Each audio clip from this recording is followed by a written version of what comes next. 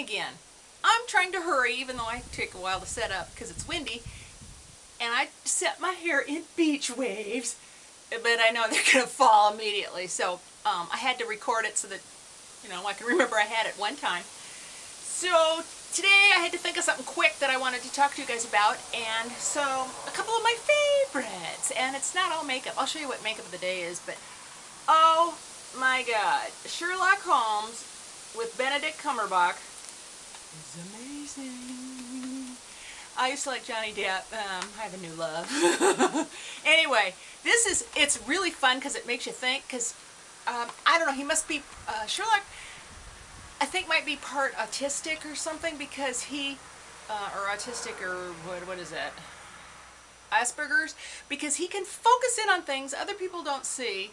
You know, and you remember Temple Grandin and all that, how she could focus in on what made cattle think and how they worked, and so she worked with the stockyards to keep them anti-stressed. But anyway, he uses it to find, discover clues, and he can read people like that, you know, and just by looking at like a cell phone, he can see scratches on it. Well, it was a drunk that had it.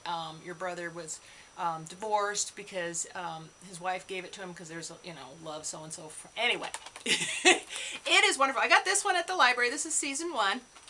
It has A Study in Pink, The Blind Banker, and The Great Game. And it has to, oh, here is Mr. Gorgeous.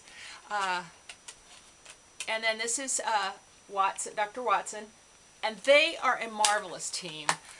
I can't stop watching it. So, oh, the other thing that I wanted to say about it, this Sherlock Holmes, is set in modern times. And it's really interesting to see how they take the same exact story. I want to read the books and see if they use the same lines. They take the same exact story and set it in modern London. And I love it. Of course, I've loved every single Sherlock Holmes that they've come out with, which is several different ones. Then from Netflix, I've been getting Breaking Bad. Now I'm on season 3, disc 4. But, you know, good old Netflix. It's a TV show. I can't remember if it's Hobo, HBO, or Showtime, or whatever. But there's the shyster lawyer. But I love it. God, it puts you on the edge of your seat. It's a chemistry teacher that got diagnosed with cancer, and so he wants to make money for his family, so he starts cooking meth. And all that involves, it's just, you don't know how he gets out of the next pickle. So, love that one. And of course, I've been watching Downton Abbey, which is on hiatus this summer, but it'll come back. I found this book at the library, The World of Downton Abbey, and it kind of talks about, you know, the castle that they're filming in and how they made the clothes and where the clothes came from. I feel like a story time. But here's shows behind the scenes filming, and it talks about, there's a fellow that knows all the manners and how protocol of the day, and so he's consulting with it, and it's really neat to bring part of history alive. They try really hard to make it as close to what real would be. So those are my 3 favorite TV shows. I love PBS. Couple of fun books. Maman's Homesick Pie. This one's by Donia, Bijan. I don't know if I'm pronouncing that right. It's about these Iranians, and they were on holiday in Spain, an island off of Spain. Of course, the brain doesn't work, so... anyway, they were off in an island in Spain in the 70s, and the Shah was overthrown, and so they were, you know, exiled. And it has recipes, sweet and sour grape leaf dolmas with jeweled rice. It's a lot about pomegranates. But anyway, it's their story. They moved to California, and my mother's bread stuffing. Her mom learned to do American cooking too, and it's just, I like cooking books that have stories, or you know, like the mysteries, like Diane Mott Davidson and those. Joanne Fluke, one of my neat subscribers, turned me on to Joanne Fluke, so now I'm interlibrary loan a bunch of those. Another favorite is Janet Ivanovich. She's cute. She has a whole series. This one is my first Barnaby novel, but Motor Mouth. She has the funniest sense of humor. Ask a Drag Queen. If you haven't seen these, you'd probably love her sense of humor. It just slays me. They're hilarious. I mean, it's like murder, but it's hilarious, if you can believe that.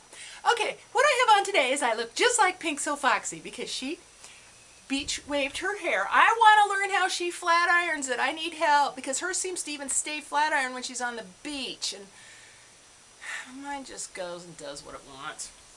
Okay, so today I did her, she was doing a Victoria's Secret model look. So let's see if I can do this without everything falling over. She got me back into my MAC colors. I used bronze on the lid. I used, what else did I use after that? Oh, I used a little bit of texture in the crease because she had a color, she had soft brown and I didn't have that. So I used that in the crease. And then she used another one that I didn't have, but I've got a dark Embark, and I used that in the outer corner and up. And then I mixed a little bit of Cork with the texture over.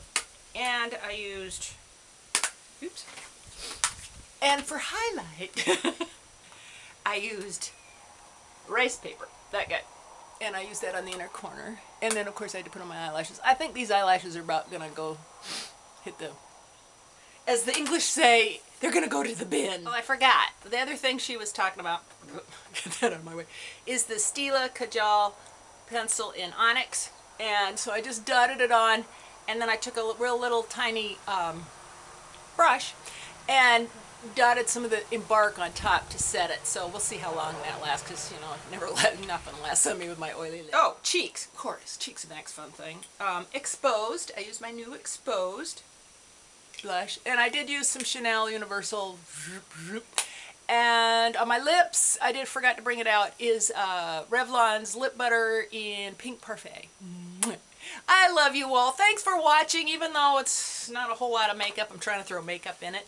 Help me with my hair, pinksofoxy, please. Somebody help.